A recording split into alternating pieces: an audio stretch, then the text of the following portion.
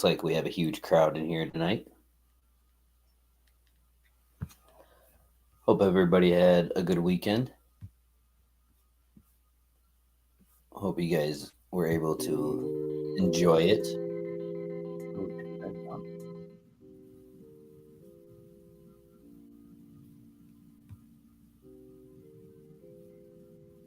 Hey, Stacy's mom, how's it going? We'll see how many people we get in tonight. Right now, it looks like it's just me and you.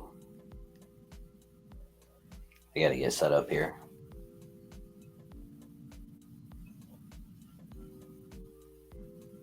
Did you have a good weekend with the kiddo?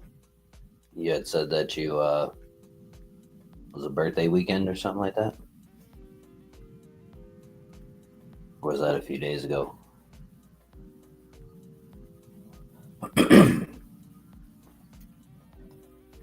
I can't remember. All my days are rolling into one right now.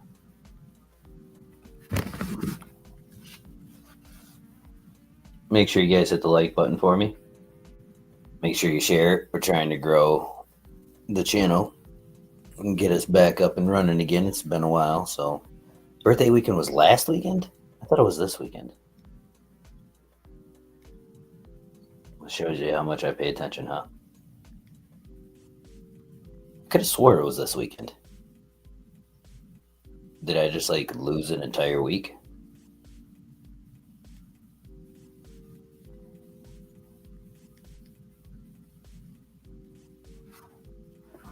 Huh. December 2nd. Well then. Best friend award goes to not Killshot.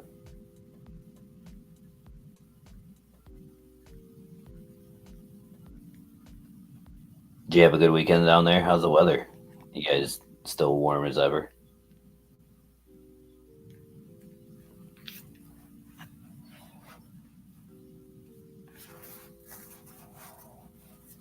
Yeah, it's not that funny. I made this live stream kind of last minute, so I don't know how many people will get in here, but 70s and in shorts. Unreal.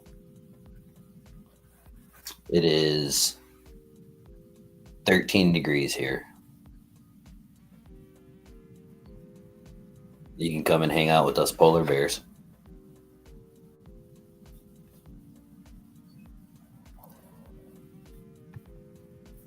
Have you seen the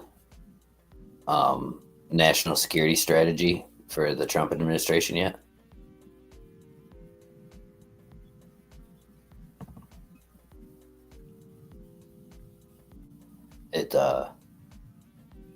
It's not a very long one, but it's pretty detailed. And I don't think people are actually paying quite that much attention to it, which they really should.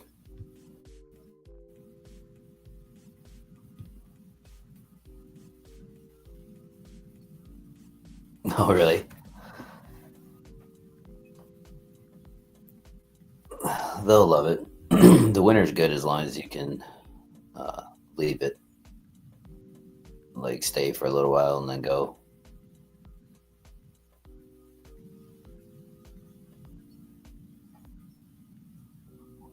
I don't know who's in the bushes. I think it's just me because I'm on my phone so that I can watch chat. And then I think it's me and you.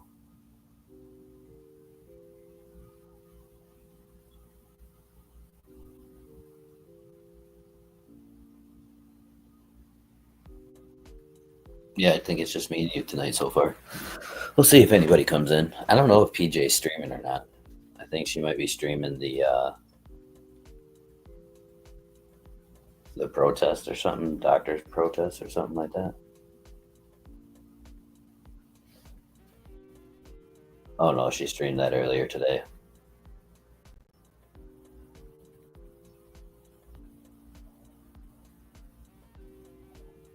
Man, she's got a lot of live streams scheduled. Dedication.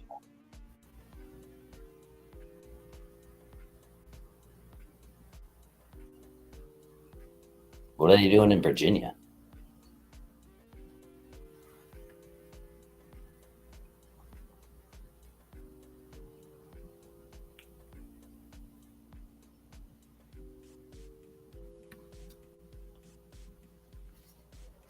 Oh, Lord.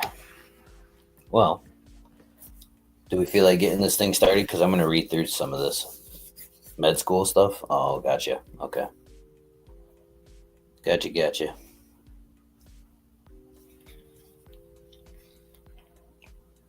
Virginia's got to have quite a bit of snow right now, too. I mean, not a ton, but we don't even have a lot of snow. It's just cold. I think right now, I mean, northern Michigan has a ton of snow. There was one spot that in 72 hours got hit with 53 inches of snow. But here, I think we only got, I don't know, maybe 8 or 10 inches. I don't think we really have that much. It's just been like super, super cold.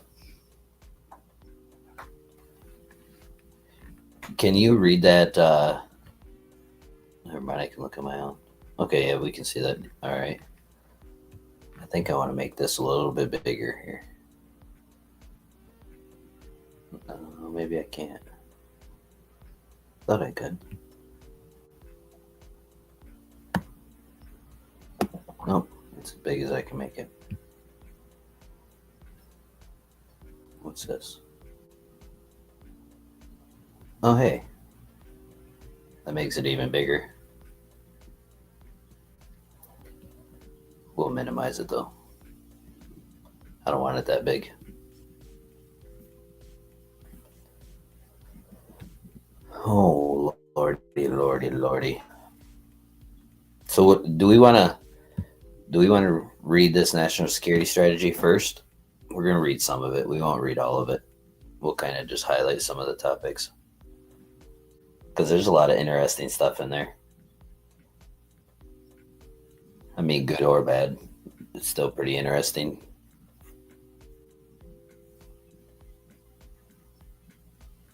And don't be afraid to chat. If you guys are here, say hello, hit the like button. You have to read it because I can't see a dang thing. Are you on your phone? Or are you driving?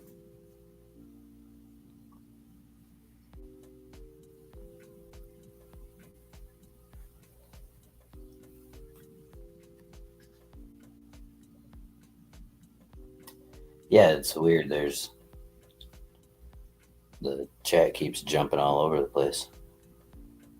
Or the amount of people in here. Just turn your phone sideways. Well, then you won't be able to see the chat. All right, well, let's go through some of this. We'll get right to it. And apologize for being late, but again, if you guys can hit the like button and share it, whether you guys are listening now or listening later, leave a comment. Let me know what you guys think of all this. And we'll get to it. So this is, they just released this just a few days ago.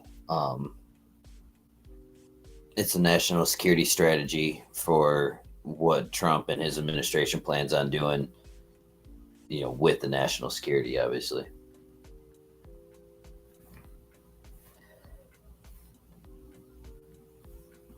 So it opens up, it's a statement from the White House. I would assume from Trump. Maybe I will make that full screen. You know what? Let me try to fix this so that it's a little more viewable. I make you smaller. I make this this a little bit bigger.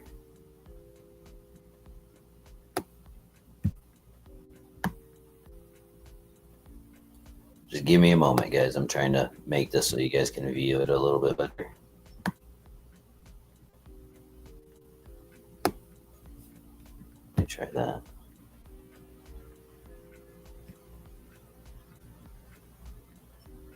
See if that looks any better once it updates.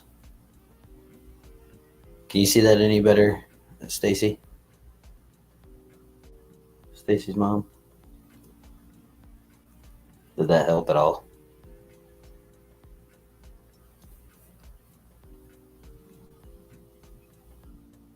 Echo, echo.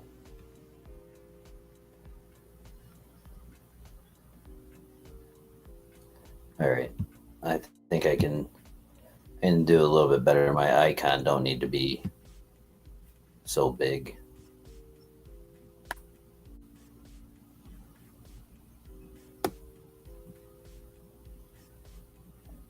Give me 1 second. Work with me, people. Work with me. I'm trying to give you a better viewing experience.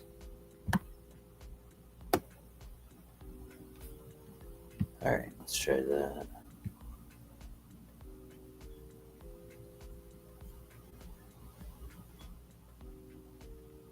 I didn't make it much bigger. I don't know how to make I can make it full screen, but I don't want to make the whole viewing session that.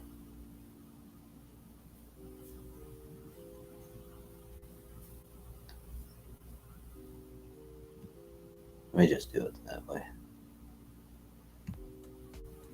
Sorry, everybody. I'm trying to get this fixed a little bit better. Make it a little easier.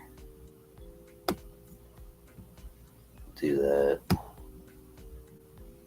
And then I'll just maximize this.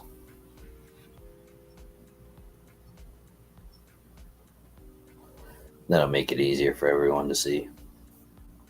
All right. So starts out with an opening letter. And we'll go through this real quick. Like I said, this whole document is 33 pages long. I mean, if everybody wants me to read through the whole thing, let me know down in the comment sections.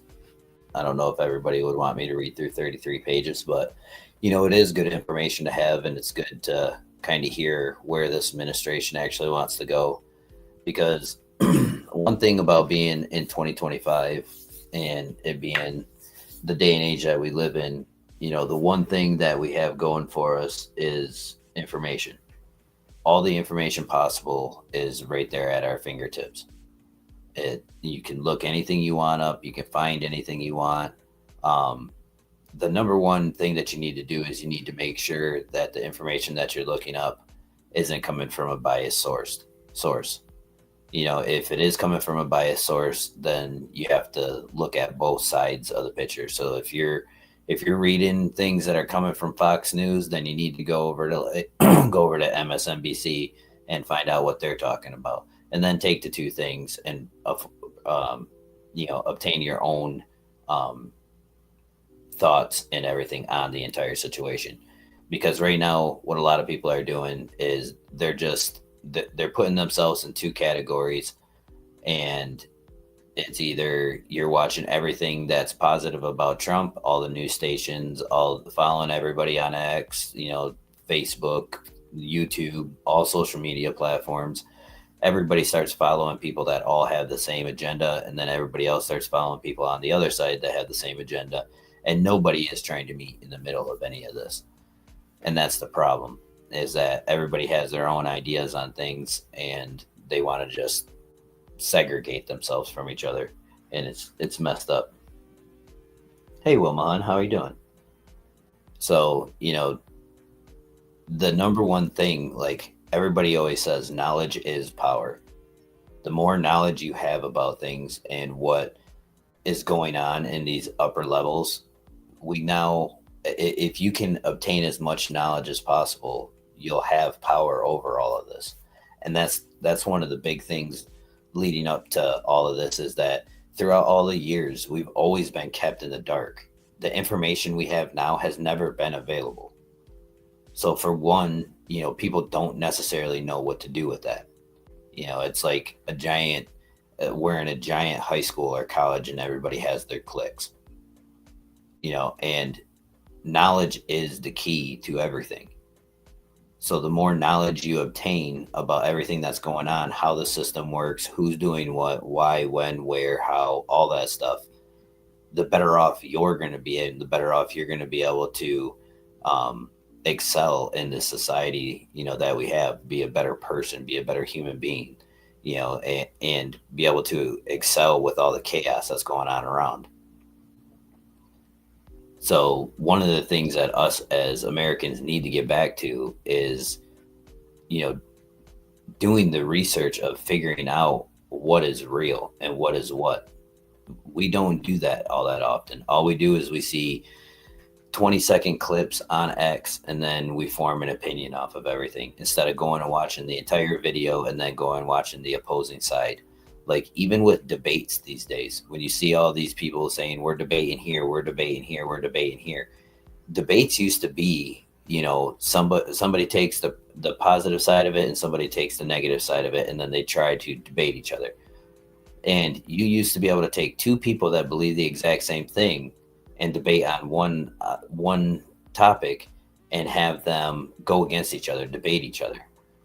One take the positive side, one take the negative side or the opposing side, and debate each other. And the one that actually, if they both agree, the one on the other side actually tries to go all in on the opposing side, because that's what the debate used to be about, and that's how we used to figure things out, is when you try to look from the other side. And we lost complete focus on all of that. Like the everything has been, the wool has been pulled over our eyes for so long that, now that the veil has been opened, it's like at the very ending of Wizard of Oz, they see that there's not really all that, there's no all powerful, almighty anything behind it. It's just a broken ass system that people say, okay, well, it's your problem now. And then they walk away from, just like Oz did. He said, oh, you figured out who I was, time for me to leave.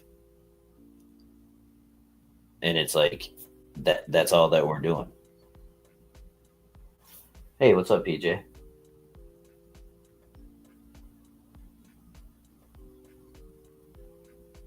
Yep. Well, and now also too, like especially with this election, everybody thinks that now YouTubers and people on X are where you go to get all your information. And it's like, no, they're gonna all they're gonna do is just lay out their own opinion. And then all of a sudden you're believing the words of just one YouTuber or, one person. Where, like, okay, let's use for an example, what if you went to Candace Owens for all your news? Where would you be right now? If anybody's been paying attention to what's going on with Candace Owens, you'd probably be close to being in a loony bin. So it's like, you really, if you're gonna follow YouTubers or follow people on Twitch or follow people on X or any of that other stuff and go there to get your source of information, you have to realize that you're just getting their single opinion. I mean, back when I did stocks and all that stuff, everybody always said, do your own research. Don't take what I'm saying as gold, but go out and do your own research on these things. And people just don't do any kind of research anymore.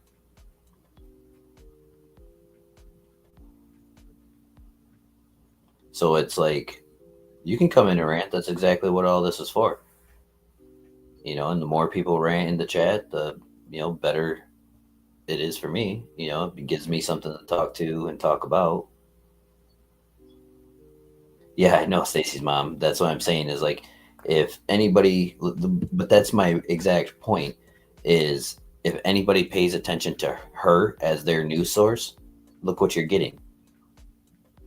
So it's just absolute insanity for people to go to just one individual singular social media place to get their information.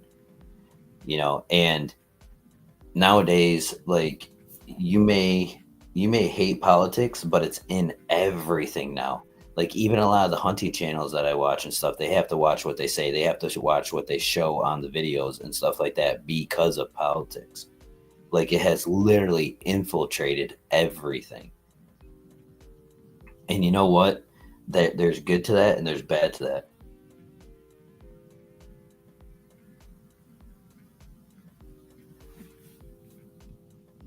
And just a second, what's this? Don't people know Russia is docked near Venezuela and our subs offers are looking for them in Atlantic right now? Pay attention to the ADSB. We're clearly looking for them. They're laying low. Yeah, there's a lot of things going on around the world right now. And again, that's why I brought up this national security strategy for, the Trump administration that just got let loose. But back to what I was saying is, and how you doing, BB? That's a good and bad thing, but at the end of the day, it's up to us to be the responsible ones to get in there and do the research and figure it out. Because the more information we have, the more knowledge we have, the less that our government is going to be able to pull over our eyes. You guys see the hundreds and billions and trillions of dollars, once it's all added up, that's being wasted, being sent to things that make absolutely no sense. Look what's going on in Minnesota. Look what's going on all over the country when it comes to fraud. And what people don't realize is we all bitch and moan about our taxes, how much money comes out of our taxes, how much money comes out of our checks. Well, look where the money is going. You think if the money wasn't going to those places that we'd be getting taxed as hard as we are?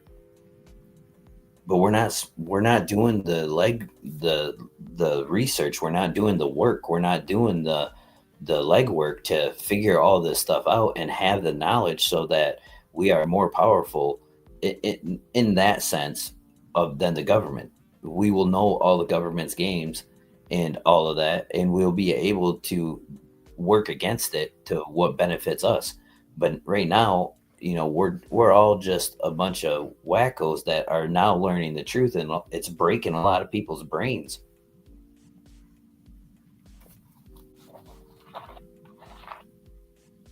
I mean, all over the world, if we look, it's just politics everywhere, all over the world. I mean, I I try to get away from politics, and it's everywhere.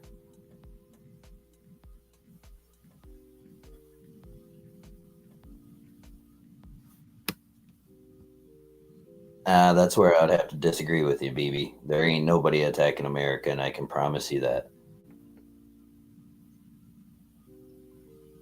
You gotta, yeah, there ain't, there's nobody coming. There's nobody coming to America to fight. Not on our soil. I can 100,000% promise you that one. Me and you agree on a lot of things, but I can't agree with you on that one. There might be an attack on America, but they ain't coming to America to put boots on the ground. Especially Russia. Russia right now is taking people from North Korea to fight for them. They're taking people from Africa to fight for them. They're taking people from the Middle East to fight for them. They don't even have enough people in their own army to fight their own battle, let alone come here and try to fight a battle.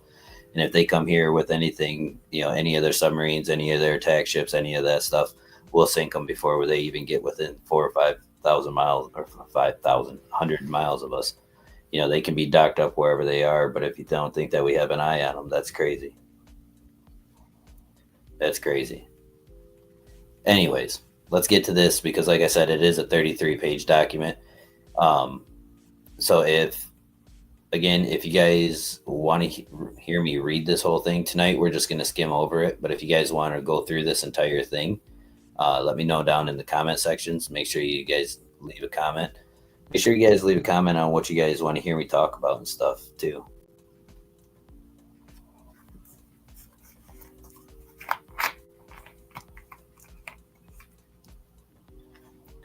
Boots on the ground ain't necessary. I do know that, but you clearly don't know the firepower that we have inside the United States when it comes to missiles, anti-fighting systems, all that stuff. Like, uh, I love you to death, but there ain't nobody coming to attack America after Japan. After Japan did what they did, America tightened up, and we have more things that are here than you can ever imagine. Document starts out talking about the White House. This is from the White House. It says, "My fellow Americans, over the past 9 months, we have brought our nation and the world back from brink of catastrophe and disaster. In 4 years of weakness, extremism, deadly failure, my administration has moved with urgency and historic speed to restore American strength at home and abroad, and bring peace and stability to our world." Now, this whole section here, I don't necessarily agree with any of that. I do agree with 4 years of weakness, extremism, and deadly failures, but I don't. I think he's shaking up this world so much that we're on the brink of catastrophe now. And he's has said it in many of his little speeches and stuff that he's had. He talks about that we're at a tipping point, we're at a breaking point, so on and so forth. Um, but it continues on to say, and I don't think he's brought stability to our world. I really don't. He says, "No administration in history has achieved so dramatic a turnaround in such a short time," which I do agree with. "Starting on my first day in office, we restored the sovereign borders of the United States and deployed the U.S. military to stop the invasion of our country. We got radical gender ideology and woke lunacy out of the armed forces and began strengthening our military with $1 trillion of investment.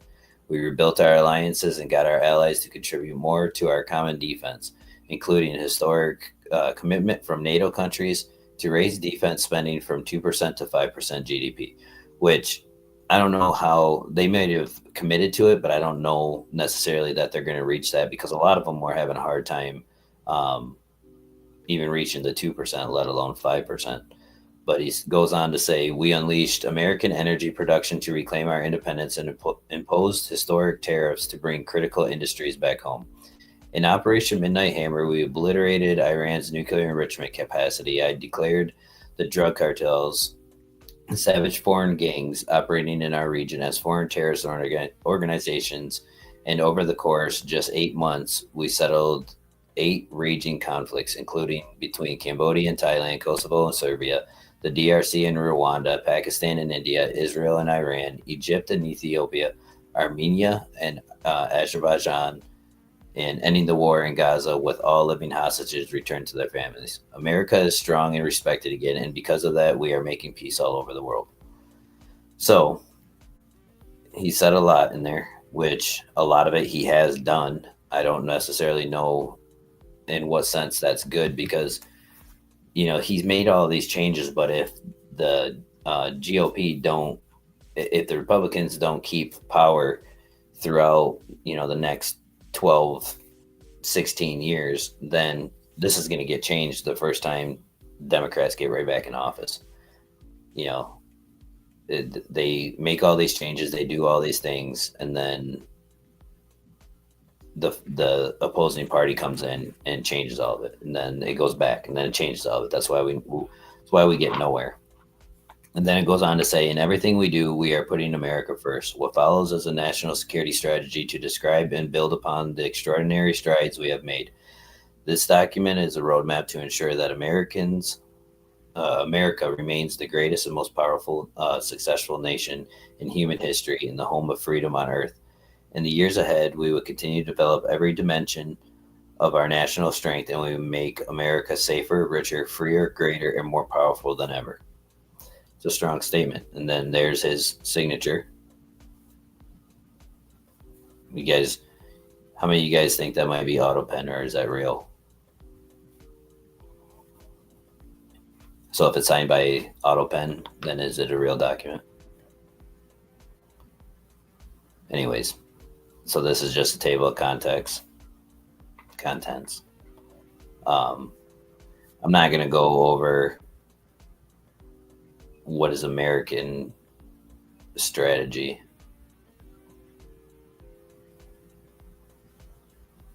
Strategy, principles, the regions. Europe, the Middle East, Africa. Let's see what else we got going here. Let's talk about how the American strategy went astray.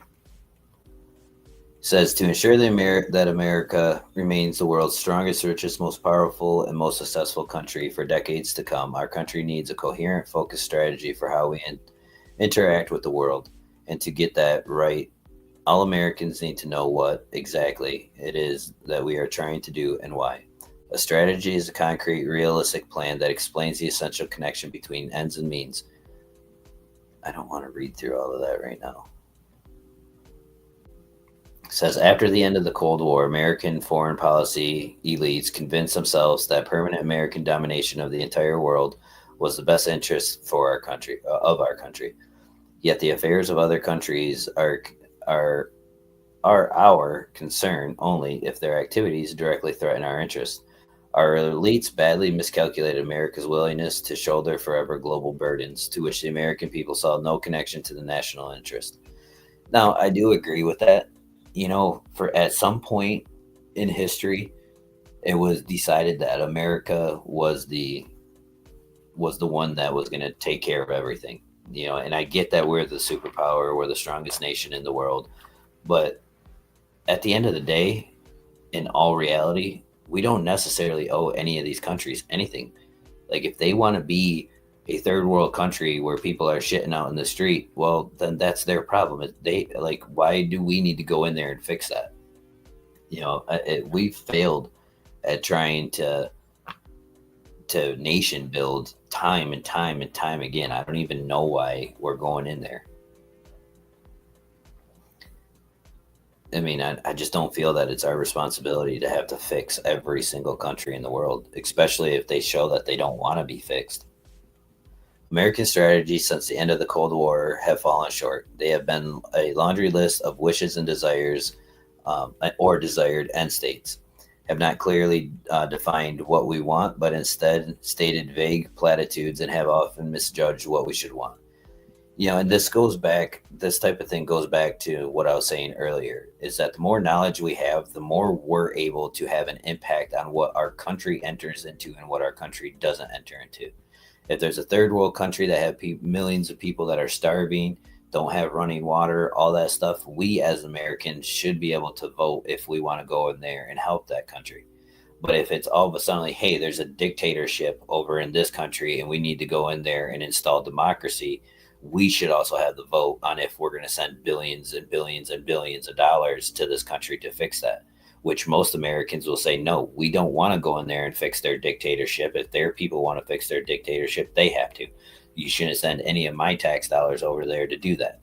Or if there's a war over here, should the American people should be the ones that are voting, not Congress. We should be the ones that are voting if we're going to go to war or not. We are the ones that are going to go to war. The people in the Congress, the congressmen and women aren't the ones going to war. It's not their money being spent in the war. It's not their blood that's being shed in the war. It's ours. We should have a vote on that. We should have the control of that. And again, the more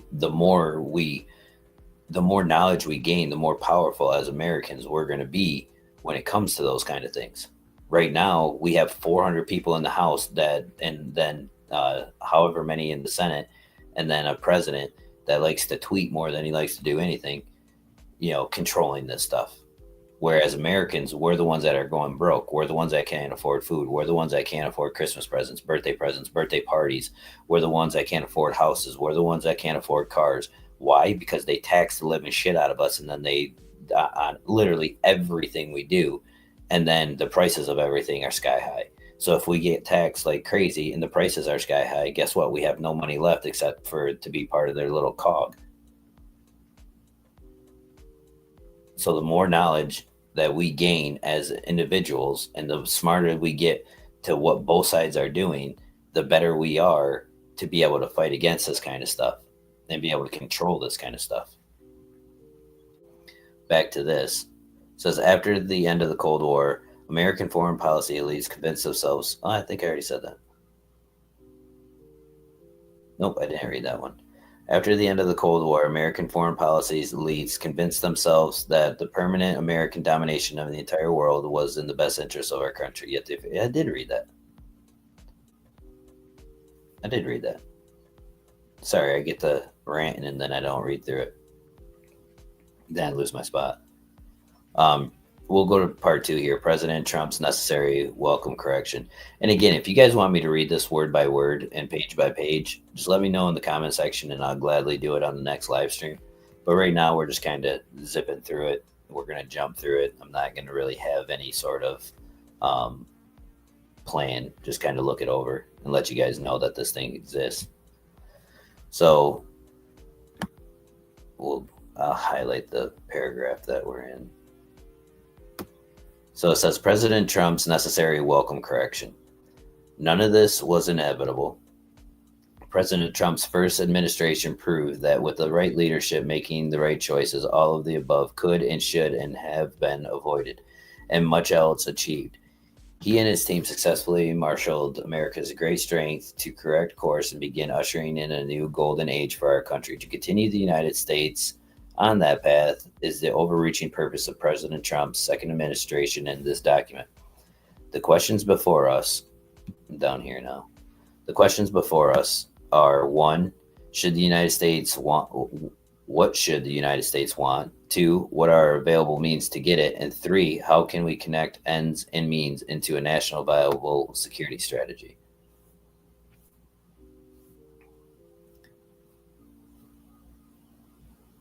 So it says, what should the United States want? What do we want overall? Now, again, here is the White House and the people that run our country telling us what we want. Because you know damn well that they're not necessarily in touch with the American people at all. So we'll go through these first couple paragraphs here. First and foremost, we want the continued survival and safety of the United States as an independent sovereign republic whose government secures the God-given natural rights of its citizen and prioritizes the well-being and interests. Now, I agree with that because we don't want to end up like the UK. People are going to jail for text messages, for tweets, for getting raped. I mean, and that's not a lie. Look it up. We don't want to become any kind of countries like that. We do want to have our God-given natural rights, that are being taken from a lot of people in a lot of different countries. You look over in the Middle East, there's not a lot of God-given rights over there. You look over in Russia, you look over in Europe right now. I mean, realistically, the freest place to live right now is the United States, even with all the problems that we have and the things we have going on. It says, we want to protect this country, its people, its territory, its economy, and its way of life from military attack, hostile foreign influence, whether espionage, predatory trade practices, drug and human trafficking, destructive propaganda and influence operations, cultural subversion, or any other threat to our nation. Now, I can fight back and say that, this administration is doing the exact same thing. Like right now, they're giving out destructive propaganda. They're influencing operations. They're definitely doing cultural subversion. So it's like, they're being quite hypocritical in some of this. Come on. So it says we want full control over our borders, over our immigration system, and then over our transportation networks through which people come into our country legally and illegally. We want a world in which migration is not merely orderly, but one in which sovereign countries work together to stop rather than facilitate destabilizing population flows and have full control over whom they do and do not admit. Now, me personally, I do want all that. I don't see anything there that I disagree with. We want a resilient nation infrastructure that can withstand natural disasters, resist and thwart off foreign threats, and prevent or migrate any events that might harm the American people or disrupt the American economy. No adversary or danger should be able to hold America at risk. Now, this, I was saying the top 5 reasons on why America is failing right now is because of a few of these things. Right now we're failing on the factor that we're not paying attention to the American people whatsoever. That's number one. Number one, I don't care what it is, which administration, neither of them cared about the American people. They did not care about us at all. Look at what Trump's doing right now. He's not doing much in America. All he's doing is causing chaos in America, and then he's going all around the world and trying to take care of everybody else's problems except for our own. And I think that's the top number one problem. Number two, I think is the biggest is our immigration problem.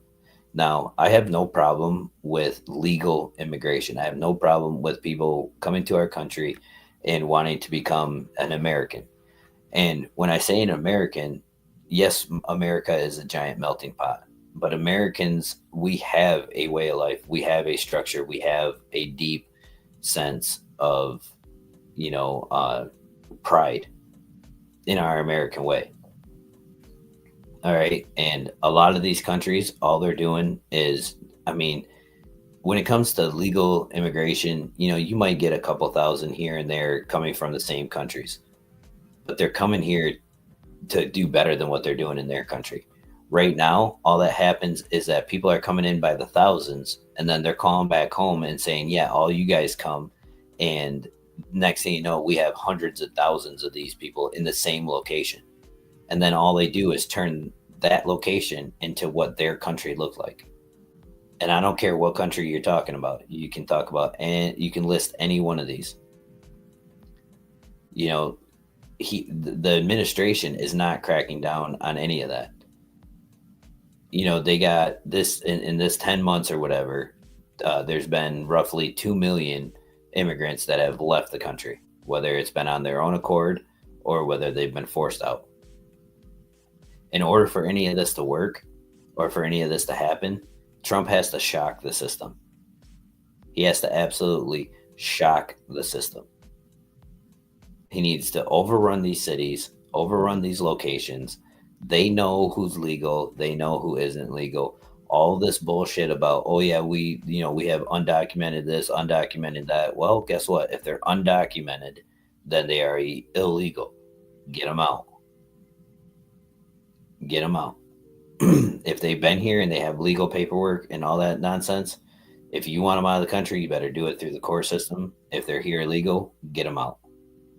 Period. And then people are like, well, what about the ones that have been here for 30, 40 years that have, integrated themselves into society and have families and all that stuff? I'm sorry, as a human being, I do empathize with you, but you're out of here. You had 30 to 40 years to make things right. 30 to 40 years, 20 years, 15 years, 10 years. You got to go. If you don't have the pride to become an American after 10, 15, 20, 30, 40 years, see ya. Come back, do it the right way, and then stay.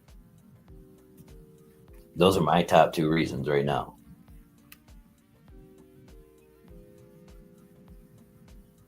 I'm not going to read through all the pages right now.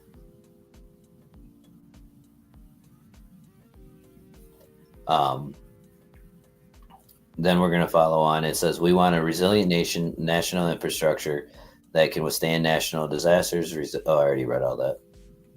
We'll continue.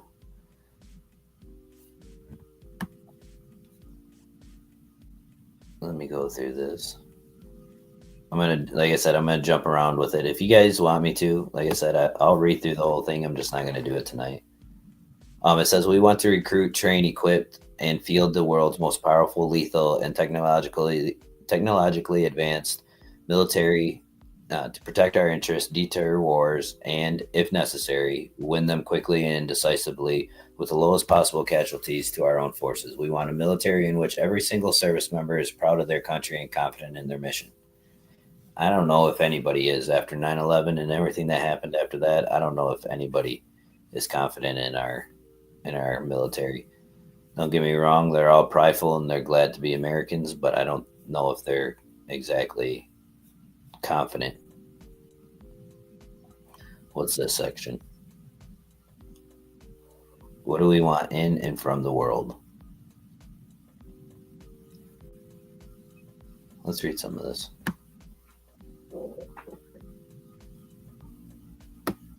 I think some of this will be interesting.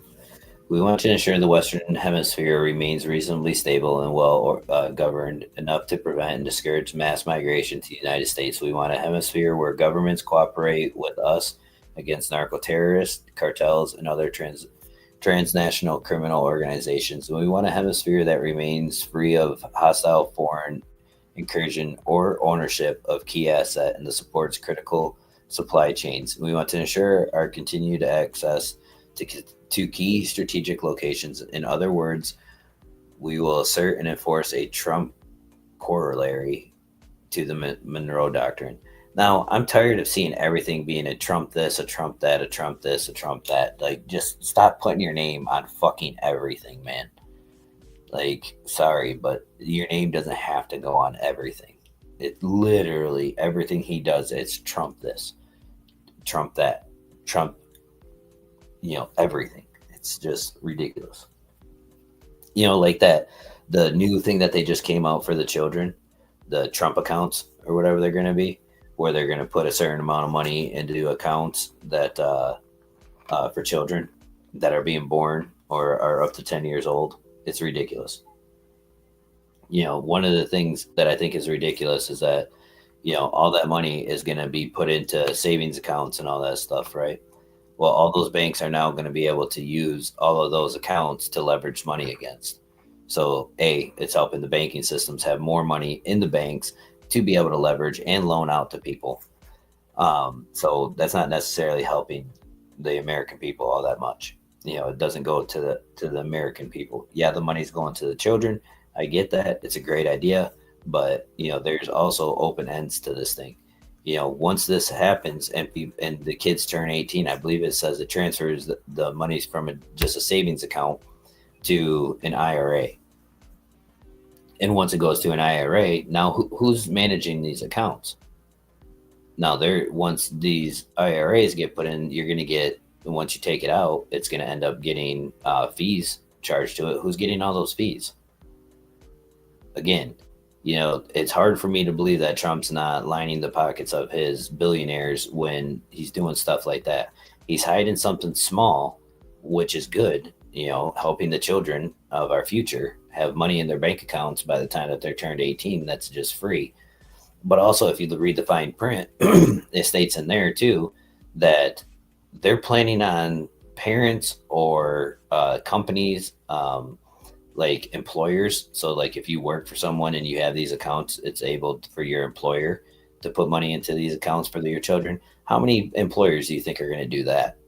They don't even want to give their own people raises and bonuses, let alone put money in the accounts for their children. Like I highly doubt very many companies are going to do that, but they're planning on like $5,000 a year is going to be putting into these accounts by other people, not by the government, but by other people, by parents and all that other stuff. Not going to happen. Not going to happen. How many parents do you know that can put $5,000 away in general, let alone be able to afford to just throw $5,000 a year into their children's accounts? And how many companies are you going to know that's going to put $5,000 in every one of their employees' children's accounts every year? It's just it's not feasible. And then he turns around and wants to make it like it's this huge great idea, which it is a good idea. I do agree that at least the children will have a head start. No matter how you look at it, these kids will have a head start more than what kids have had. So it is a good thing. But don't try to play it off like it's this massively wonderful thing when you know on the back end of everything that these billionaires and whatnot are still going to be getting their pockets lined from all of this. Like that's why I say is like a lot of these people, they'll see that and then they'll just be, think it's the greatest thing in the world. But because they don't have the knowledge that, of everything that's going on, that they don't see the full picture of all of it, which again, parts of it is good, but at the back end of it, all he's doing is just like the Democrat said, lining his billionaire pockets for friends' pockets, which both sides of the aisle do that. And I think that would be number 3 on the top 5 reasons is that America's failing is because the American people are too lazy to get the knowledge that it requires to see everything that's going on and being able to recognize when bullshit is bullshit. Again, we turned into a culture and a society that we read news headings and titles to videos, and we take the word of a YouTuber over the word of what's actually going on instead of the reality that your eyes are seeing. All you're doing is listening and hearing, and that's what you're believing. So that for me would be number 3. Let me see what chat's saying here. I'm always skeptical. I'm hopeful for the children, but there's always something on the backside. Yep, exactly. They can't fully access it before they're 25. Before that, it is extremely limited and doesn't follow the normal education accounts that are already out there. Agreed. That's why I'm saying I'm glad you guys are reading into some of this stuff and actually paying attention to some of it, because it's not what it all seems to be. We are failing because we are divided and our government keeps us in fear. That is 100% true. That is 100% true. You know, ever since 9/11, America had turned from being a country that stood up against everything to all of a sudden being scared of everything, because it was the first time since Pearl Harbor that we got attacked on our own soils. We all thought we couldn't be touched at home, but we can. We can be touched at home. I just don't think we'll ever be invaded. So it goes on to say, we want to halt and reverse the ongoing damage that foreign actors inflict on the American economy while keeping the Indo-Pacific free and open, preserving freedom of navigation in all crucial sea lanes, and maintaining secure and reliable supply chains and access to critical materials. We want to support our allies in preserving the freedom and security of Europe while restoring Europe's civilization, self-confidence, and Western identity. And I don't know if everybody's been watching what's going over there, but that actually makes a lot of sense, because, you know, like, freedom of speech is taken away. They're trying to turn into, you know, a Muslim society over there. A lot of things are changing over in Europe, and we don't want to end up like them. It goes on to say, we want to prevent an adversarial power from dominating the Middle East with oil and gas supplies and the choke points through which they pass, while avoiding the forever wars that bogged us down in the region at great cost. We want to ensure the U.S. technology and U.S. standards, particularly in AI, biotech, and quantum computing, drive the world forward. I want to see what he has planned on. Let's go up to the table of contents here and see where I gotta go, because I want to get into a little better information here, a little juicier information.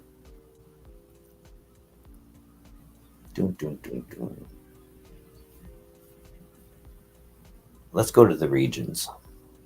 Let's see what his plans are for the regions.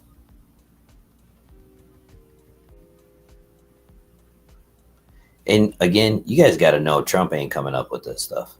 He ain't this damn smart. You know he ain't this damn smart. Come on, go down.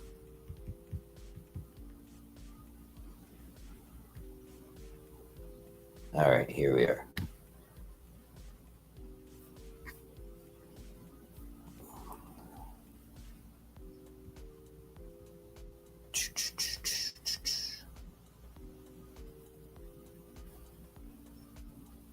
I'm trying to find out. I'm trying to find the pages where it gets to the individual regions instead of just give me a bunch of jibber jabber.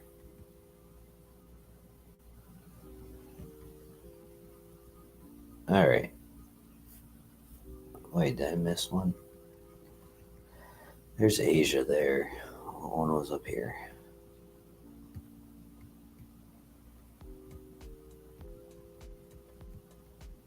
Was there not another one up here? I hate how this document, if I just tap on the arrow, it goes up slowly. But if I tap on the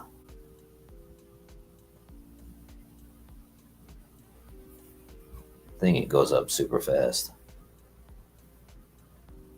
Try to use the 2-finger method, but where you slide it.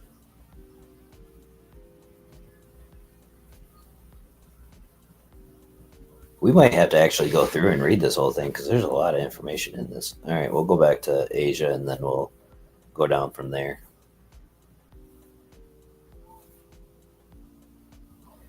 So it says what we want to do in Asia, right? Asia, when the economic future prevent military confrontation.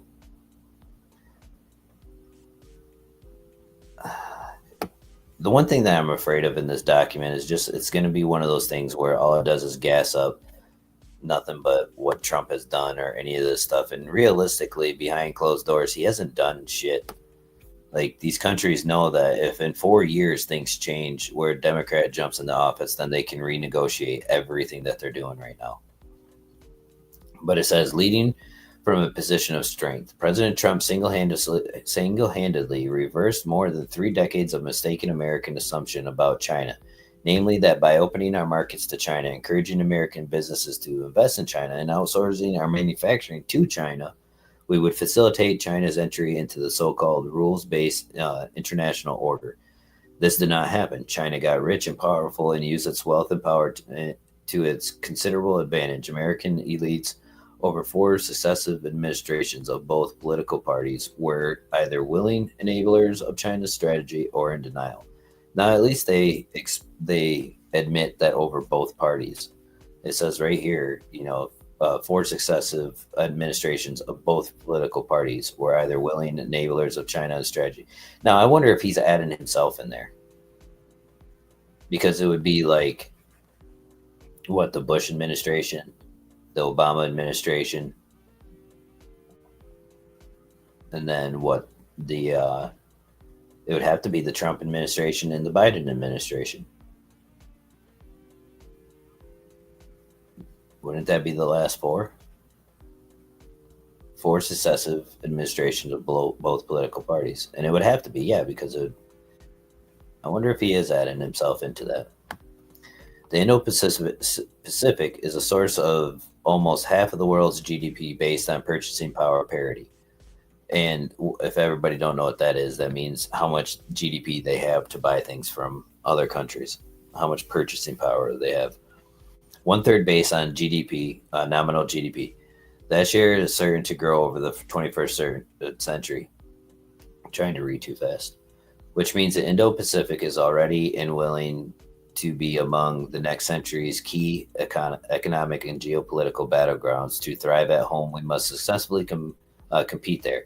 And we are. President Trump signed major agreements during his 2025 travels that further deepen our powerful ties of commerce, culture, technology, and defense, and reaffirm our commitment to a free and open Indo-Pacific. America retains tremendous assets, the world's strongest economy and military, world-beating innovation, unrivaled soft power, and historic record of benefiting all of our allies and partners that enable us to complete successfully. President Trump is building alliances, strengthening partnerships in the Indo-Pacific that will be the bedrock of security and prosperity long into the future.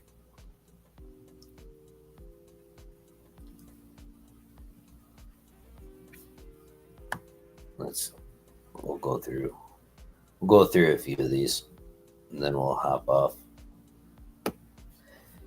So, since the Chinese economy reopened to the world in 1979, and that's what's crazy, you guys. The Chinese economy was closed off to the world, essentially closed off to the world before 1979. So you look at, what is that, 50 years? In the last 50 years, look at the power that China has become because we've let it. We've been doing too much internal fighting and trying to win wars all over the world that mean nothing, the forever wars that we have now named them, instead of trying to just build our nation to be in something like China is. I mean, you guys look at the railing system that they have over there for trains and stuff. They have trains that go like 300 miles an hour. And what do we have here? We have Amtrak that takes you like 6 days to get across the country or some shit. We had one that was in California that failed because Newsom is a fraudster. But still, like, look at the technology and travel that we don't have. We're still using planes from the original designs, for flying. Like, we have no technology, advancement except for in weaponry and when it comes to computers and technology, in that way. Where it comes to like iPhones and TVs and video games and that kind of stuff.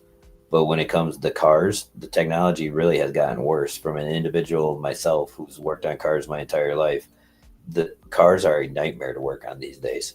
There's so much bullshit on them that regulations have forced them to be put on that you can't make them any more efficient than what they are because of the fact that that's that's what our regulations are forcing us to have. We don't have better fuel efficient vehicles.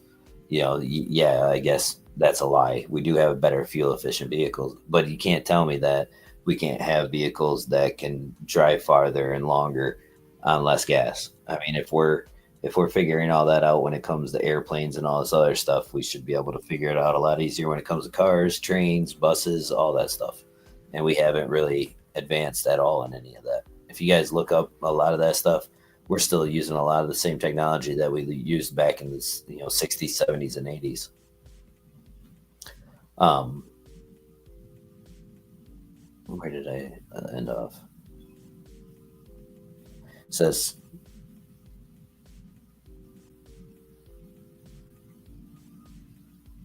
oh, okay. I guess I didn't even finish that whole thing. We'll start it over again. Since the Chinese economy reopened to the world in 1979, commercial relations between our two countries have been and remain fundamentally unbalanced. What began as a relationship between a mature, wealthy economy and one of the world's poorest countries has transformed into one between near peers, even as until very recently, America's posture remained rooted in those past assumptions. China adapted to the shift in U.S. tariff policy that began in 2017, in part by strengthening its hold on supply chains, especially in the world's low and middle income, i.e., per capita GDP 13,800 or less countries. Among the greatest, and that would be like Africa or some of these third world countries, because there's not a lot of people in the United States, even if you go work at McDonald's and stuff like that, that are only making $13,000 a year. There's a lot of higher paying jobs out there for people that make more than that. So that's what they're talking about when it comes to middle income countries. Among the greatest economic battlegrounds of the coming decades, China's exports to low income countries doubled between 2020 and 2024. The United States imports Chinese goods indirectly from the middleman. Chinese built factories in a dozen countries, including Mexico. China exports to low income countries are today nearly four times its exports to the United States. When President Trump first took office in 2017, China's exports to the United States stood at 4% of its GDP, but have since fallen to slightly over 2% of its GDP. China continues, however, to export to the United States through other proxy countries. So China got smart here, guys. What they did is they realized that, hey, we can put China based companies inside Mexico, inside Venezuela, inside a lot of these countries, and A, have cheaper, uh, with cheaper wages, so they can pay people less money to do the job because you guys got to remember, these are pretty poor countries. They don't have a ton of cash. They don't have a ton of infrastructure and stuff like that. So when a Chinese company comes in and they build this massive company that's going to, employ thousands of people at pennies on the dollar, then they can produce a product that is, just as high quality as what we produce here in the United States, but at a way cheaper cost. And us as Americans, we're going to say, hey, now, especially that we buy things online, we're going to say, hey, why don't we order this from here and just have it shipped to us, instead of having to go down to the local store and get something that was made here in America. So the Chinese got extremely, extremely smart. And then America started doing that.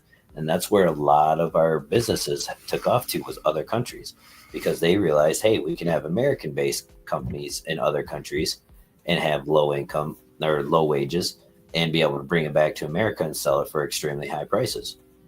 And guess what? We're going to pay for it.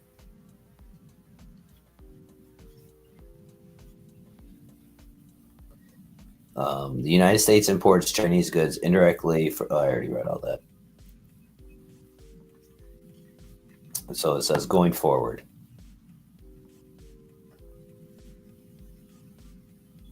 Come on. It says going forward, we will rebalance America's economic relationship with China, prioritizing reciprocity and fairness to restore American economic independence. Trade with China should be balanced and focus on non-sensitive factors if America remains on a growth path and can sustain that while maintaining a genuinely mutually advantageous economic relationship with Beijing. God, they're throwing large words at me too late. We should be headed from our present 30 trillion economy in 2025 to 40 trillion in the 2030s, putting our country in an inevitable position to maintain our status as the world's leading economy. Our ultimate goal is to lay the foundation for long-term economic vitality. Importantly, this must be accomplished by a robust and ongoing focus on deterrence to prevent a war in the Indo-Pacific. This combined approach can be a virtuous cycle, as a strong American deterrence opens up space for more disciplined economic action, while more disciplined economic action leads to greater American resources to sustain deterrence in the long term. Let me look over here in chat. Hey, night, BB. Sorry I wasn't paying attention close to chat. You're in a mood. It is all ridiculous, but at the end of the day, I guess at least it's better that he has a plan than no plan, and you got to remember that these guys, this isn't coming from Trump. This is not coming from Trump. I don't know who this is coming from, but I mean, he probably did read it over and sign off on it, but he didn't come up with all these ideas. Now, I don't disagree with a lot of this stuff if they're actually going to do it. But how many of you think that they're going to actually do this?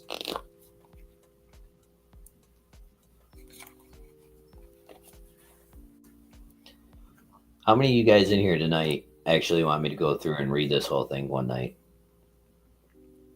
Because I think it would be good information to get out there. I mean, there's other places that people are going through and highlighting sections of it and like giving you just bits and pieces of it. But I think it would be a good idea to go through the whole thing and just kind of see what their plans are, because it goes through and it talks about what we're going to do in the Middle East, talks about what we're going to do in our own hemisphere here, talks about, what their intentions are going forward when it comes militarily, all that stuff. Where did I go? Why am I not on screen? Hold on a second, guys. Oh, hey, there I am. Why so tiny? So little.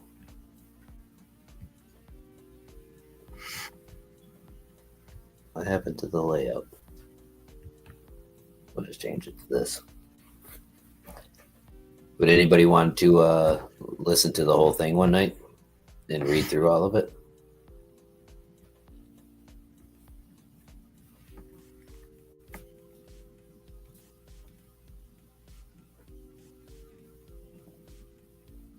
No, I get that it's weird that it's out there, but you guys got to remember too that Trump had said that they're going to be the most transparent, in which I don't know. I guess I'm a little old school. I don't think you should talk about everything.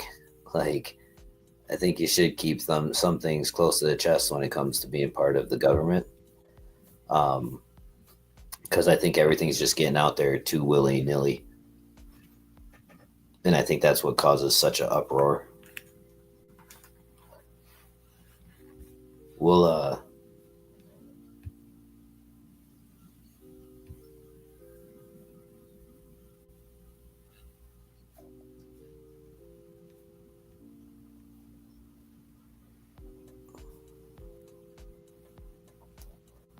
says, I think it's best to be broken up. It's a lot of info to digest in one sitting, but I'm not going to sit here and read through 33 pages in one night. You heard my reading right there. That would have taken me forever. No, we'd go through it, like read 10 pages or 15 pages or something like that, in one sitting and then go through it again.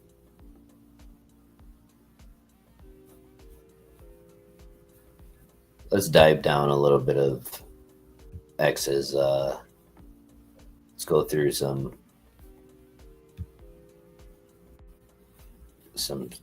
X here. See what's going on. Oh, there it goes. Good.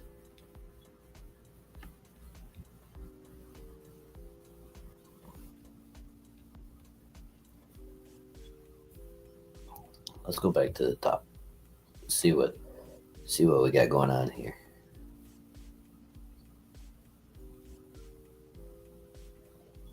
Yeah, did you guys see that? There's thousands of Chinese vessels that are swarming right around the border of Peru. And that's kind of crazy. Let's see what's hitting the news these days.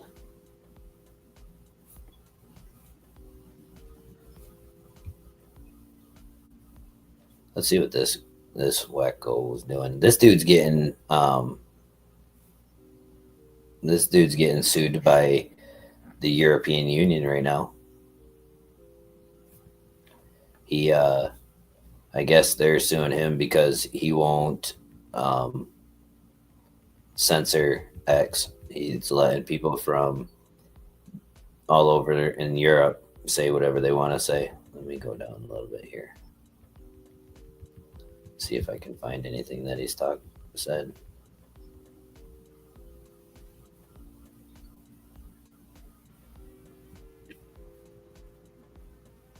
Let's see what he says here. See, he's so pissed off that he wants them to dissolve the whole EU and return power to the people. That's crazy.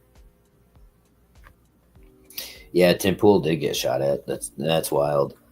And don't get me wrong, I'm not saying that it didn't happen, but some of it you wonder, is it staged?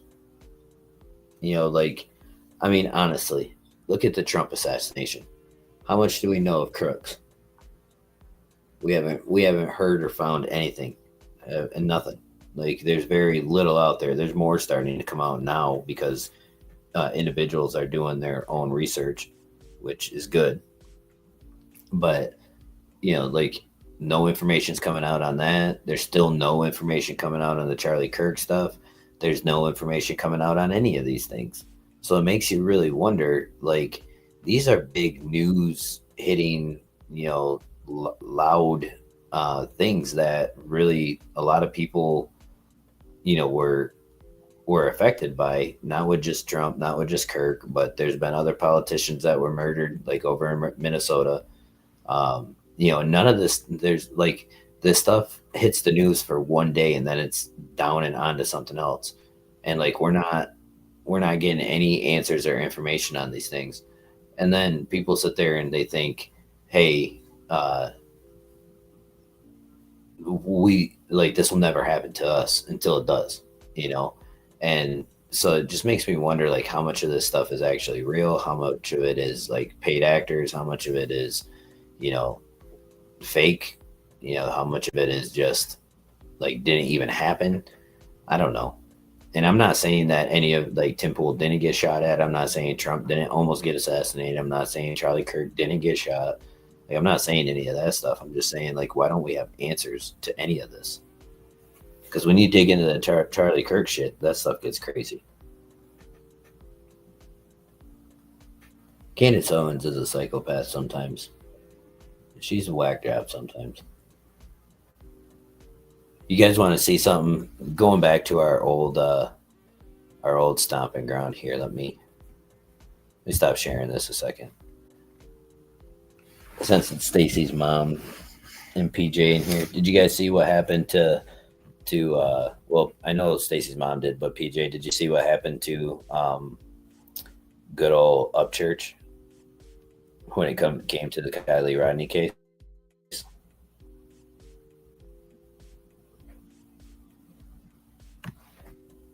No, I haven't been watching her. You see the titles and all the news outlets and everything. I know you hate Upchurch. I don't like Upchurch either. But did you see it popped up in my news feed one day, and I'm just going back to this because it was true crime, and it popped up in my news feed. But did you see what they the video of it? Let me see.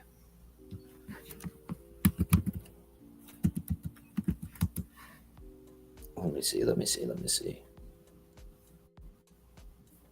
There was one. Yeah, here it is.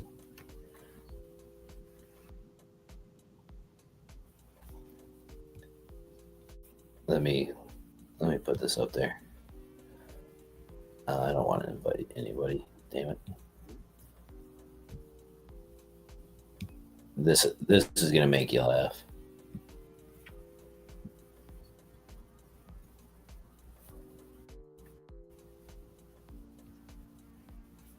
I didn't want that to go. That's fine. He did. Oh, damn it. I didn't want it to go full screen. Stop it. Stop it. Yeah, did you mention watching a video on August 21st? Watch a lot of videos. I don't know. He got a deposition right in Upchurch. It says sued for freedom of speech and thought.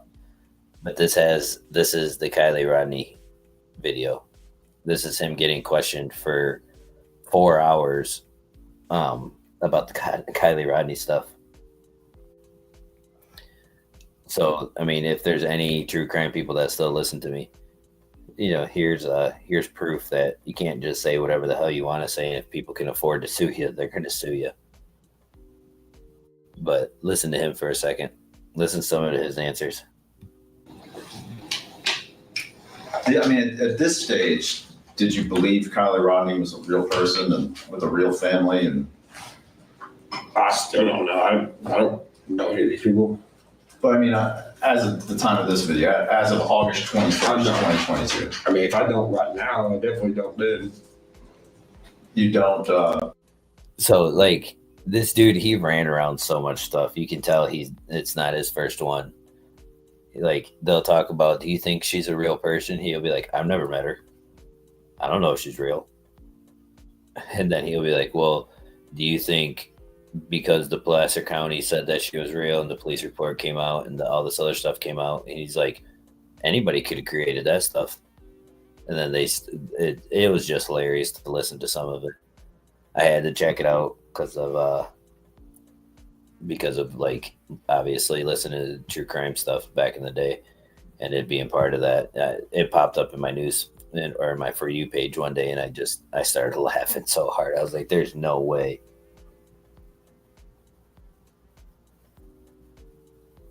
Yeah, He did do quite well. Well, he did quite well in the factor that he was able to run around a lot of the questions. But, well, guys, it's been an hour and 20 minutes. Like I said, we'll go through some more of that. I do want to go through some, like, the top 5 reasons on why I think America's fallen apart. I want to go through, a little bit more, but I wanted to get this document out so that people actually knew that it existed, and we'll go through it a little bit more, like I said. And no, he hasn't changed. He hasn't changed at all. I don't watch or listen to any of his stuff. It's just that came up on my For You page, and when I saw it, I sent it to Stacy's mom, and I'm like, look who this was. Look what's going on here. And they mentioned squirrels on fire and all that stuff was in there too, and I was just like, holy crap. So, but it was funny. But again, if you guys can, leave a comment. If you guys want to hear more stuff from me, leave ideas, some stuff to talk about. It'd be good. I mean, I can sit here and talk about things that I want to talk about all day long, but it's good to hear what you guys want to listen to and what you guys think and what you guys actually want to hear and all that fun jazz too. I'm sorry, I'm playing with things. But I mean, I do want to talk about things that you guys find interesting. A lot of the stuff that I find interesting, not everybody else finds interesting. So sometimes it's good to get ideas. So if you guys can, leave some ideas down in the comment section. And make sure you guys let me know how I'm doing, whether it's good or bad or otherwise. Make sure you hit the like button. If you guys like what you guys are hearing so far, make sure you hit the subscribe button as well. And I hope you guys have a good week. I'm going to try stepping the live streams up to a couple times a week and slowly work my way back into it. The last few have been once a week. So we'll try to start doing more during the week. And yeah, thank you guys for joining me. Thanks for coming in tonight. And I hope you guys all have a good week.